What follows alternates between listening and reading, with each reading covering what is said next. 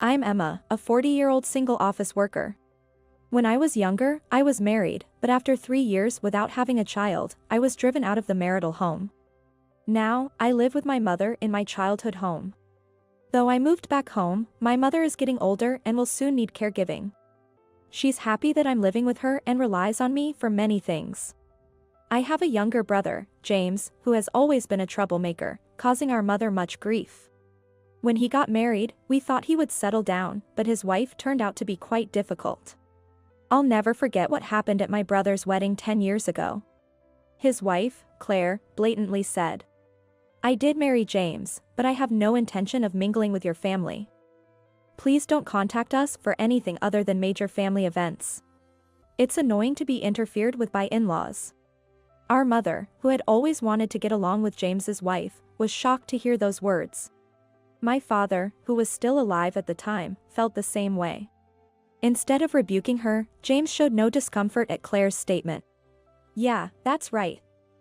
I want you to think as if we're not related anymore. Don't expect us to take care of you in the future. Don't rely on us." What a couple, both my brother and his wife. By the way, what does only contact for major events mean?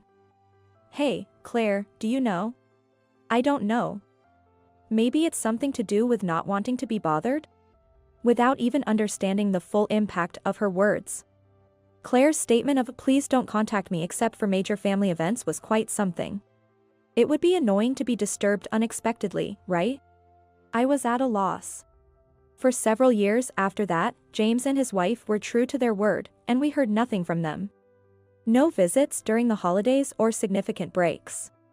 I didn't mind avoiding contact with such an unreasonable couple, so in my everyday life, I also had no dealings with them, just as they wished. However, it was 7 years ago, when our father became ill and passed away. The doctor had told our father that he had not much time left, and I felt obliged to inform James, despite his earlier words. When I contacted him, James said, "Okay, just let me know when he passes. I'll come for the funeral." I couldn't believe my ears. What? You're not even going to visit Dad, who might be on his deathbed? It's not like my visiting him will extend his life, right? Besides, Claire said we're not going to attend anything but weddings and funerals. Indeed, they had said that at the wedding, but didn't they realize the funeral part was approaching? Despite his own parents' impending death, he wanted to wait until the funeral. I couldn't bring myself to tell my father or mother what James had said. So, my father died waiting for a visit from his son and daughter-in-law that never came. My brother and his wife, as expected, attended the funeral. It's important to be present for life's major events. They truly lived up to those words. However, it quickly became clear why Claire had attended the funeral. How much is Dad's inheritance? It would be a problem if only those living with him divided up. We'll make sure to get our legal share. I was flabbergasted. They didn't even visit our father when he was suffering from his illness. And now they're immediately talking about inheritance upon learning of his death. What a greedy daughter-in-law. And it's not just her. My brother was right there, nodding along with her. They truly are a well-matched couple. Even though it's inevitable that Mom gets more, honestly, James should receive more than you. We have a child, and you're a divorced returnee. Claire said this while holding a crying baby wrapped in a blanket. You don't have children and have no one to leave your property to. We've provided an heir to the family. So it would be only fair if you renounced your inheritance. The fact that I couldn't have children wasn't my fault. The problem was with my ex-husband, but he and his parents refused to acknowledge it and forced me out, blaming me. But there's no use in saying that now. I steadfastly refused to renounce my inheritance, and ultimately, my mother received half, while my brother and I each received a quarter. In accordance with the legal inheritance distribution. It's so frustrating to be spoken to like that. I was a fool for having given birth to James. I vividly remember how many times my mother cried then. If Dad had left a will, James and his family wouldn't have been able to take his hard-earned money. I completely agreed with her. Please, Emma, make sure everything is in order when it's my time. I don't want to give James and his family even a penny more of the money I inherited from your father. Please make sure of it. It seems that even my mother, who once had familial feelings for my brother, lost them entirely after the issue of Dad's inheritance. However, it was my oversight not to have had a specific discussion about property with my mother since then, up to now. Discussing property and inheritance, implying my mother's passing, always made me hesitant. I've been putting off writing an end-of-life plan, finding it troublesome, and have just been procrastinating. But that was a mistake. If I had taken action earlier, I wouldn't have been involved in such trouble. This happened a month ago. Suddenly, my brother and his wife, along with their 3 children, showed up unannounced at our house. From now on, we'll be living in this house. We're expecting our 4th child, so our previous house became too cramped. What? I couldn't believe it. Completely uninvolved until now, what were they thinking? We'll turn your room into our bedroom, and the vacant room will become the kids' room. It's a bit old, so maybe we should remodel it. Wait, just a minute. I said, flustered. You want to live together? When and where was this decided? And turning my room into your bedroom. Where am I supposed to live? You really don't understand, do you? Claire said with an air of exasperation. We're telling you to leave because I'm pregnant with the 4th child. We'll be living here with your mother. She would prefer to live with her grandchildren rather than with a childless daughter like you. When I glanced at my mother, she was shaking her head vigorously. Anyway, we'll eventually inherit this house, so we might as well move in now. Wait a minute. Why would this house become theirs? Well, it's obvious, isn't it? James is the heir to this house, and what would a childless woman do with it? Claire's smirking, greedy face was truly repulsive. But I was astounded to hear what came next. Apparently, my brother's family had already vacated their apartment. That meant I couldn't just forcibly evict them. What about the young children? I didn't even know they were born, but they were still in elementary school and kindergarten age. Judging by their appearance, they seemed utterly neglected, wearing dirty clothes. I felt a pang of sympathy for them. My mother seemed to feel the same way. This sympathy led to the start of a begrudging cohabitation. And Claire began scheming to take over the house. Emma, where is the deed to this house?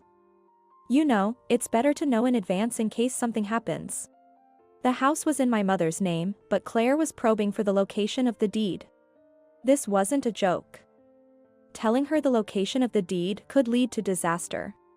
If I revealed it, she might just snatch it and change the registration of the house. I realized I needed to take action before it was too late. But when I started to take the necessary steps, an unbelievable fact came to light. I was shocked when I learned this fact.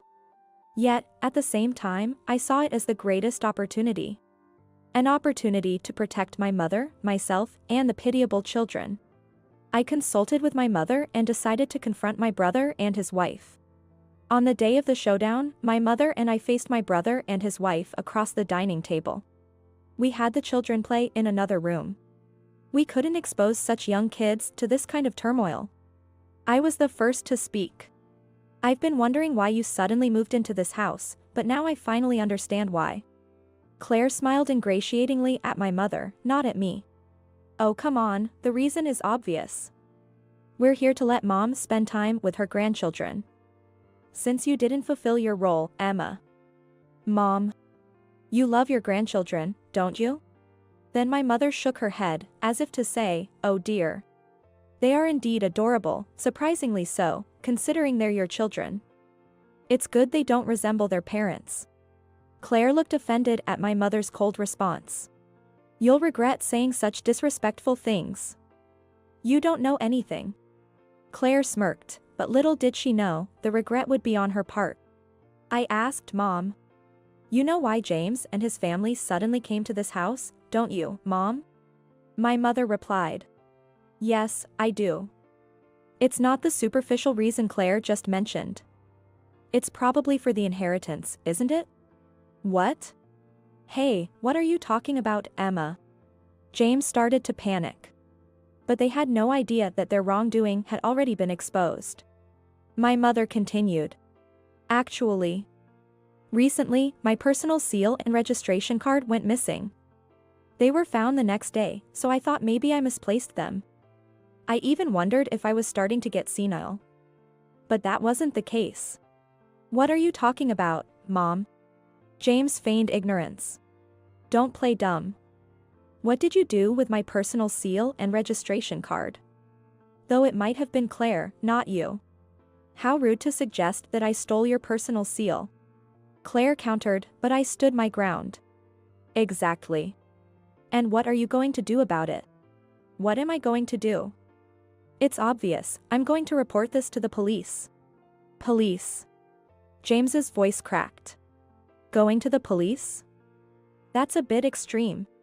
It's not extreme at all. Stealing someone's personal seal is a serious crime, even if it's within the family. And using that seal for such an outrageous act. James and Claire looked visibly shaken. It seemed they had realized their crime was exposed.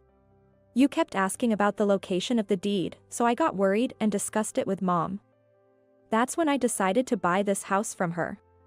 I'm single and living at home, and as Claire mentioned, childless, so I have some savings.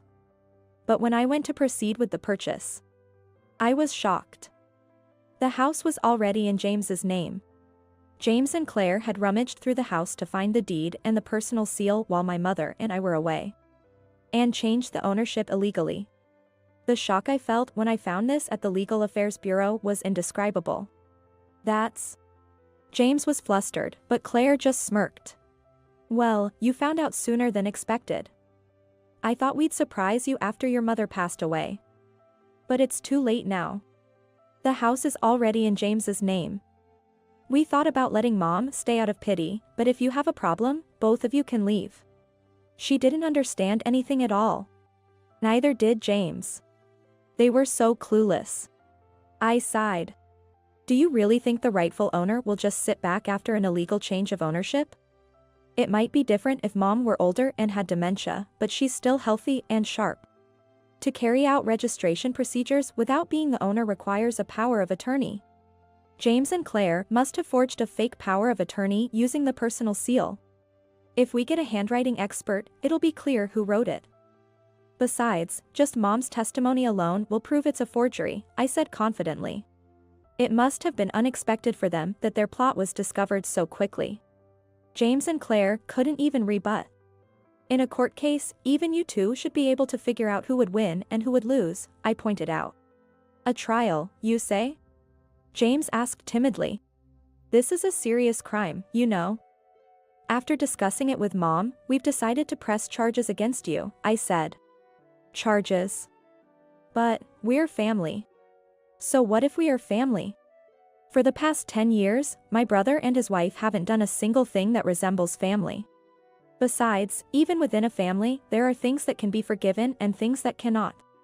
Mom said with tears in her eyes. When Emma told me, I couldn't believe it. To think that you two could concoct such a dreadful plot. We're no longer family. I'll have a lawyer ensure that James gets nothing after I'm gone. Attempting to dispose of Mom's property on their own is a valid reason for disinheritance. I absolutely won't let you use your dear father's inheritance. How could my brother make our mother say such things? I felt so ashamed. Mom, please. James clung to our mother. But his wife, Claire, stopped him. It can't be helped, dear. Claire. It was unexpected. I always thought she would be the one to make more of a fuss. It can't be helped now that we've been caught. I admit defeat this time. Claire said with frustration, but then she smirked. But remember this.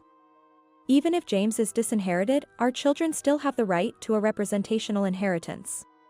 We'll claim our statutory share and get back whatever we can. And ultimately, Emma, when you're gone, the property will be ours. Since you have no children, the inheritors can only be James or our kids.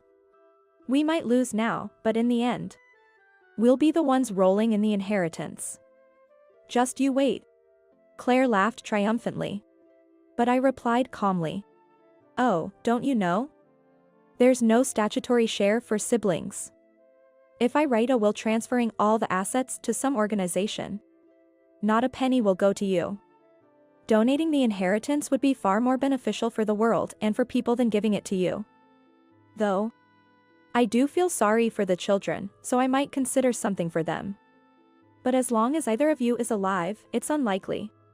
After that, Mom and I reported my brother and his wife to the police, which led to their arrest and imprisonment. Unfortunately, the turmoil seemed to have resulted in a sad outcome for the child Claire was carrying. The 3 remaining children were nearly sent to a facility, but after much deliberation, Mom and I ultimately decided to take all 3 of them in and raise them ourselves. Emma, are you sure about this? They are my grandchildren, and I don't want them to be unhappy, but it will be tough for you if you take them in. My mother advised me, however, I answered. Even though James and his family are like that, the children are innocent.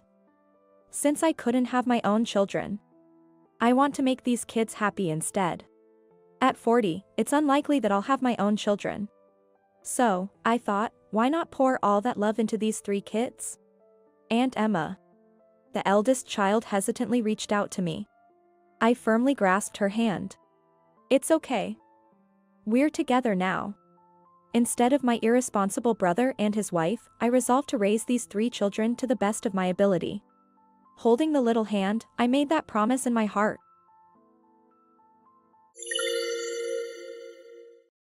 Building a home, it's a significant event in life.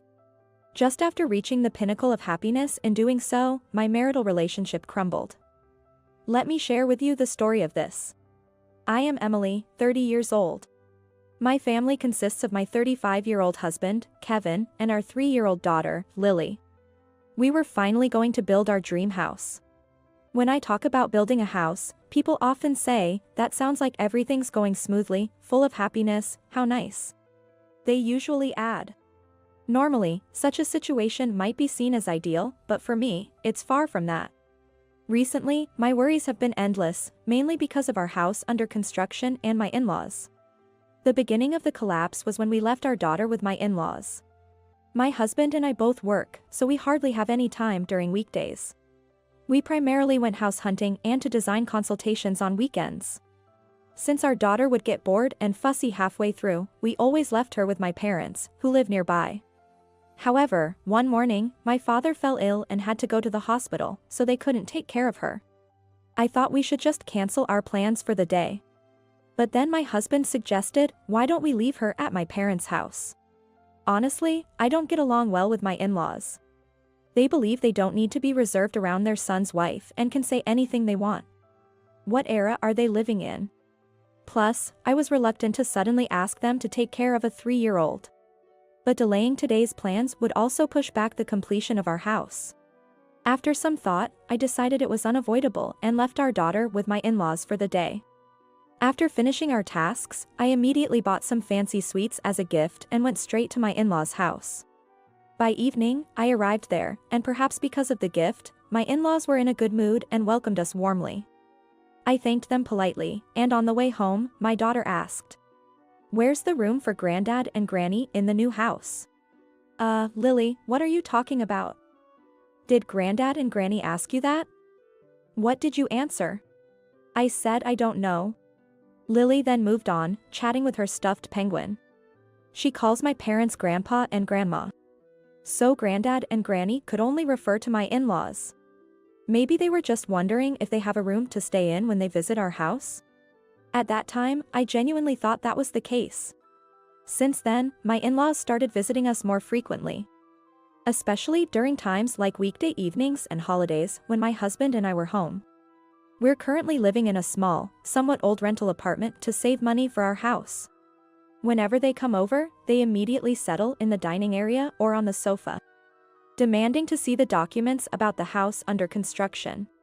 Before I can object, my husband eagerly brings out the documents and starts explaining everything to them. Why does he have to show them every time? I already feel uncomfortable with their frequent visits. And then, a barrage of questions starts coming from my mother-in-law. It's like a parliamentary questioning. But it's not my husband who has to stand in the line of fire, it's me. It's as if there's a chairman somewhere announcing, "Mother-in-law, your turn. About this blueprint, the kitchen's location seems impractical here. Please change it. There are too few carpeted rooms, add more." As everyone gets older, carpeted rooms become more comforting. Also, having only one children's room won't be enough if you have another child. What are your thoughts on the declining birth rate? Sorry, that last part was a lie. I haven't actually been grilled about family planning policies. Now it seems it's my turn to respond. Emily, your turn. Well, after discussing it as a couple and following the proper procedures with our contractor, the foundation work has already begun. The layout changes are already impossible, so please understand. I answered that a bit angrily. Then they asked in detail, what about the furniture? The appliances? My mother-in-law claims to be a home professional. My many friends have taken me to various houses, and I've carefully observed many rooms. With my discerning eye, I can immediately tell if a room is cozy and the furniture is stylish. This house, this room, is completely no good. It will let the good fortune escape and work won't go well. It's the worst. To say she's a pro, she's got some nerve. She's like a biting midge. My in-laws got really angry when I jokingly said, then, should we make it a duplex and split the costs? Just kidding. How dare you ask your parents to pay? You ungrateful child. A duplex? I hate such formal and lonely arrangements. That day, my in-laws left early. Good riddance. They're not parents to me, I have no obligation to be filial. More like a than parent. That night, after putting our daughter to bed, my husband spoke to me, clearly irritated. My parents are just trying to help with their advice, so don't be too cold to them. Cold? I didn't mean to be. But aren't your parents far more rude? They're always nitpicking our home. And they always try to dominate. Thinking less of me because I'm the daughter-in-law. They're just being parents. It's rude to dismiss their advice like that. You're an insensitive woman. Just cool off and reflect on this. After that, my husband turned his back on me and refused to speak any further. They might be your parents, sure. But we're a different household, aren't we? And we haven't received any financial support from your parents. Not contributing money but still having a say? If that's not rude, what is? My husband told me to cool down, but instead, I was so upset by the unreasonable situation that I had trouble falling asleep that night. Eventually, after many ups and downs, our house was finally completed. We were thrilled to move into our new home, but then, out of the blue. From today, my parents will also be living with us. The larger room on the second floor for Dad, and the smaller one for Mom should work, right? Wait a minute. What are you saying so suddenly? We had decided that one of the second floor rooms would be Lily's. I never agreed to live together. And your parents might not like the rooms, saying they're not to their taste. They won't say that. They've already seen the rooms, so don't worry. They've seen the rooms? When? I guess the day before we had our viewing. Wait, let me get this straight. Your parents saw this house the day before we did? Yeah, they wanted to see it, so I lent them the keys I had. It's just looking, after all. It doesn't do any harm. My husband, seemingly annoyed, said this and went back to his interrupted TV wiring. Doesn't do any harm? No, something just diminished. And quite dramatically. Not wanting to see my husband's face, I left the unpacking in the kitchen as it was and went upstairs. I locked the door to sort out my head, which was a mess of confusion and anger. I'm really glad I put Lily in daycare today because of the unpacking. It gives me a chance to be alone and think. This sudden declaration of living together has made me completely fed up with my husband and his parents. I don't want to spend another second with them. But we, as a couple, have just made a big purchase, a house. I need to stay calm and collected. I must carefully consider what should and shouldn't be said. For the sake of my daughters and my future. So, I stayed in the room, deeply contemplating, and waited for my in-laws to arrive. Just as my husband said, his parents arrived in the afternoon with a moving truck loaded with their belongings. Can't believe they didn't even come out to greet us, totally lacking common sense, they complained. Oh, look, it's still not even close to being tidy. How slow can you be? After a round of complaining, my in-laws entered our new house as if it was the most natural thing in the world. Listening intently from the second floor, I finally left my room and headed towards the entrance. I wasn't informed about living together with you. My first words were surprisingly cold, even to myself. My father-in-law, seemingly annoyed, quickly started to blame me. I told Kevin about it. That should be enough. No, it's a problem. I only heard about your intention to live together from Kevin this morning. Plus, I have no desire to live with such rude people. What? Kevin agreed to it. You, a daughter-in-law, think you can defy your husband? Yes, such a brazen daughter-in-law. If you don't like it, maybe you should leave, Emily. It's hopeless. I've always felt this way, but our ways of thinking are just too different to have a meaningful conversation. While I was silently pondering my next move, my husband rushed over in a panic. What are you doing, Emily? Don't fight with my parents. Fight? This is hardly a fair fight. I'm just being unilaterally berated for being a daughter-in-law. And now, I'm being scolded by my husband. I realize once again, they're all the same. Kevin, I can't live with your parents. What do you mean you can't? Don't make things difficult for me. As my wife, you should obey me. I am a person before I am your wife. Do you really think you can force me to obey? Hearing our conversation, my father-in-law shouted, "We don't need such a daughter-in-law." Then my husband agreed, maybe he's right. A wife who can't respect my parents might as well be divorced. That's what I was waiting for. Okay, let's get a divorce. I said it firmly. My husband, who initiated the divorce. And the wife who agreed. I hope my cell phone in my pocket recorded this conversation. I continued with a hopeful heart. Since we'll be strangers, please return the $350,000 I lent you for this house. What? My in-laws were shocked and blurted out in disbelief.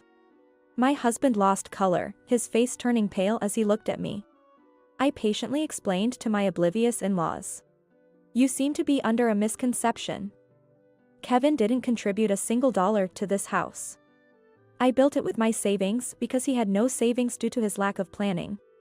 We both worked and agreed to contribute equally to our living expenses and save the rest in our own names. But he squandered his share instead of saving. Emily, you don't need to go that far. It's all true. And when we decided to buy a house, you insisted on having it in your name. That's why I lent you the money. There's a loan agreement, you can't deny it. Unbelievable. Leaving my husband and in-laws standing there dumbfounded, I quickly packed my valuables, clothes, my daughter's favorite toys, and her clothes into a suitcase and a duffel bag. Holding my daughter's beloved penguin plush under my arm, I loaded everything into my compact car and drove off promptly, saying goodbye to the newly built house that I had known for only a short while.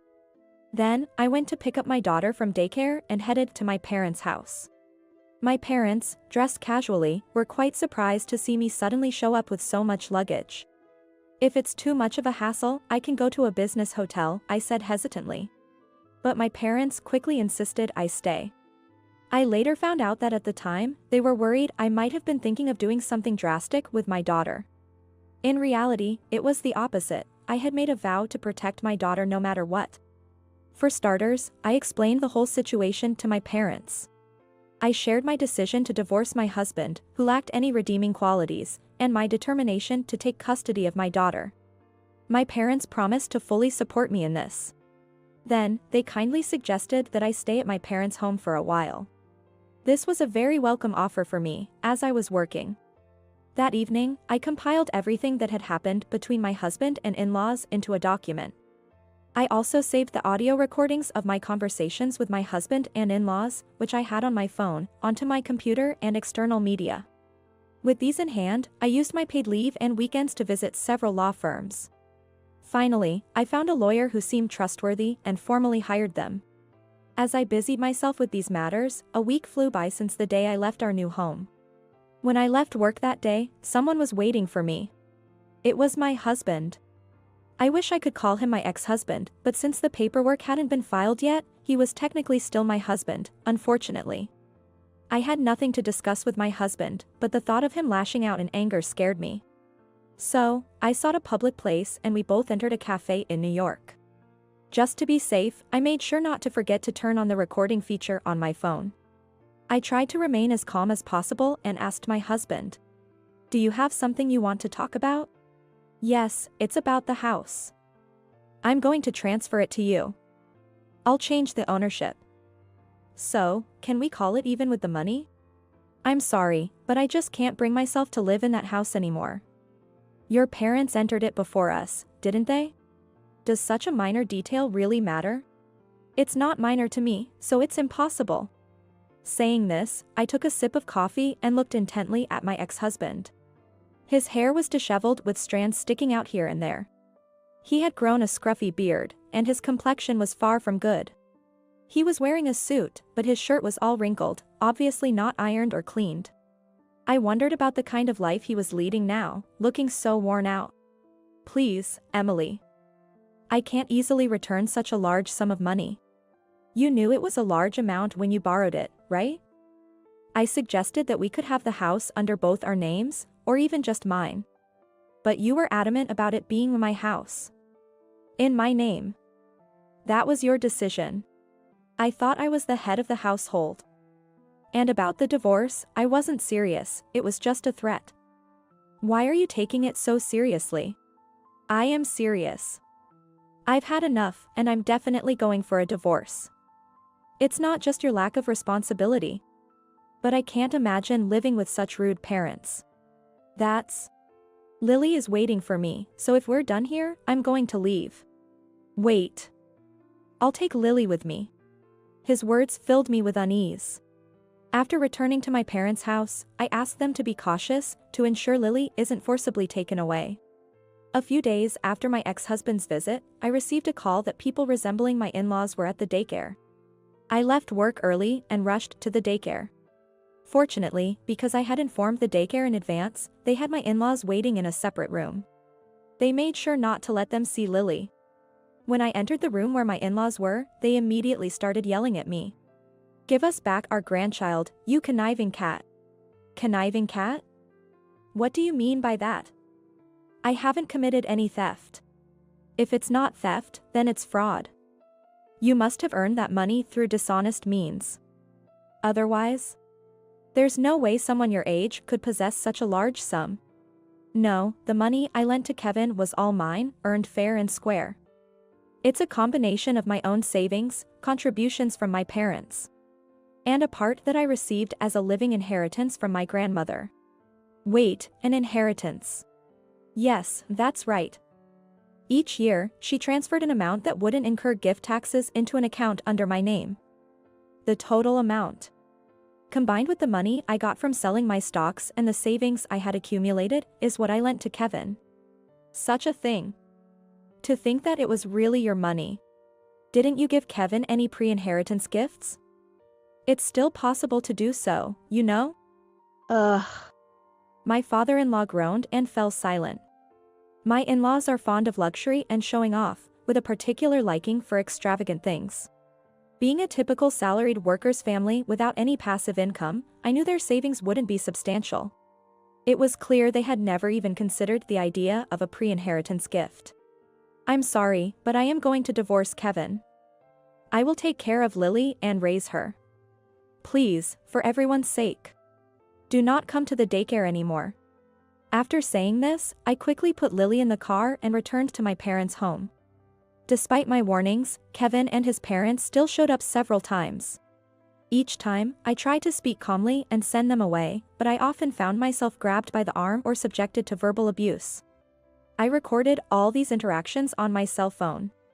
About a month after I left the new house, I sent a document through my lawyer, demanding repayment of the debt and an agreement for divorce. My ex-husband mostly agreed, but he showed a willingness to fight for custody. But when I mentioned that I would claim alimony if he contested the divorce, he wilted like salted vegetables. He became significantly more subdued. After all, I had an abundance of evidence. And on the other side, they lacked the savings necessary to make payments. It took some time, but I managed to get the money I had lent to my ex-husband repaid, won custody of Lily, and successfully finalized our divorce. The repayment of the loan from my ex-husband took longer than I had anticipated. This was because the sale of the new house didn't go as smoothly as planned. Initially, I thought Kevin and his parents would live in the new house, but they didn't. The reason is simple. The cost of $350,000 for the purchase could not be paid by my in-laws or my husband. My husband never had savings to begin with, and even if we sold the old house his parents lived in, it wouldn't have been enough to cover the amount. In the end, we had to put up the newly built house for sale at a lower price than what we bought it for, and after several price reductions, we finally found a buyer. The difference in price from the purchase and the selling fees were borrowed from the bank by my husband. Having lost the house and burdened with debt, my husband ended up living in his shabby parental home with his parents. Moreover, Kevin's divorced sister returned there with her 2 sons. The sons are in middle school and high school. Due to 6 adults cramming into a small, dilapidated house, their constant quarreling has become the talk of the neighborhood. This family no longer has any involvement with us. Since they can hardly afford child support, I doubt they have the face to meet us. 4 years have passed since then, and my daughter Lily is now in the 2nd grade of elementary school. The 2 of us are currently renting a place near my parents' home. On days when I return home late, my parents look after Lily, and we are enjoying our days together with their help. I was thinking it might be nice to continue living just the 2 of us without getting married, but surprisingly, I'm now dating someone. He's a 36-year-old man with a history of divorce and a daughter in 1st grade. We often met while picking up and dropping off our kids at daycare, and that led to conversations, and eventually, he asked me out. Lately, the 4 of us, including our daughters, have been going out together. Recently, Lily casually said, if we build a house, it would be nice to have a room for each of us and to be able to have a dog. Those words made my heart skip a beat. In fact, I received a marriage proposal from this man not long ago. I'm still considering it because of our daughters, but my feelings are pretty much decided. I walked over to Lily, hugged her small back, and said, "That's right. Let's build a house again.